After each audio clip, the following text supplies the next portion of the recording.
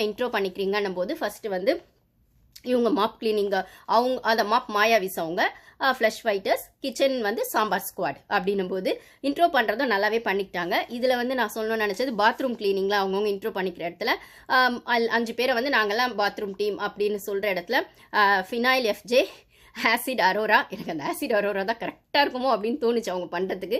Acid Arora, rest room Ramya, soap Sabari, அப்புறம் வந்துட்டு மஞ்சள் அமித்தும் என்னமோ சொன்னாங்க. ஸோ அந்த கிளீனிங் ப்ராடக்ட்ஸ் பேரே அது வச்சாங்க, அந்த டிஸ்இன்ஃபெக்டன்ஸ் அப்படிங்கிற இடத்துல வச்சாங்க, நல்லா இருந்தது. அதுக்கப்புறம் வந்துட்டு இவங்க மாப் மாயாவிஸ் விக்ரம் டீம் வந்து கமல் சாரோட பாட்டு அந்த க்ளீன் பண்ணுறது இருக்கும் இல்லைங்களா, அதை வச்சு பாடினாங்க. அந்த இன்ட்ரோ நல்லா இருந்தது.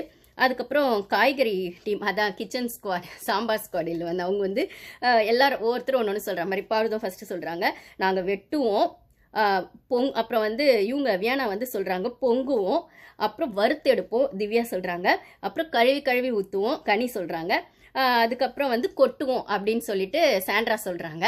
அப்புறம் வந்து நீங்கள் நினைக்கிற மாதிரிலாம் இல்லை, காய்கறியை வெட்டுவோம், பால் பொங்குவோம், காலிஃப்ளவர் மீன் வறுத்தெடுப்போம், பாத்திரங்களை கழுவி ஊற்றுவோம், அன்பை கொட்டுவோம் அப்படிங்கிற மாதிரி அவங்க வந்து கிச்சன் டீமுக்கு இன்ட்ரோ கொடுக்குறாங்க. பிக் பாஸ் வந்து ஓப்பனிங்லாம் அசத்தலாக தான் இருக்குது, பார்க்கலாம் எப்படி செய்கிறீங்க அப்படின்னு சொல்லிட்டாரு. ஸோ எந்த டீம் ஸோ டீம் கோஆர்டினேஷன் ரொம்ப முக்கியம் அப்படிங்கிற இடத்துல இது இப்படி போச்சு. அதுக்கப்புறம் அந்த பாயிண்ட்ஸ் நான் சொல்லிட்டேன், டெய்லி பாயிண்ட்ஸ் கொடுப்பாங்க. அப்புறம் ஓவராலாக எந்த டீம் நிறைய பாயிண்ட்ஸ் எடுக்குதோ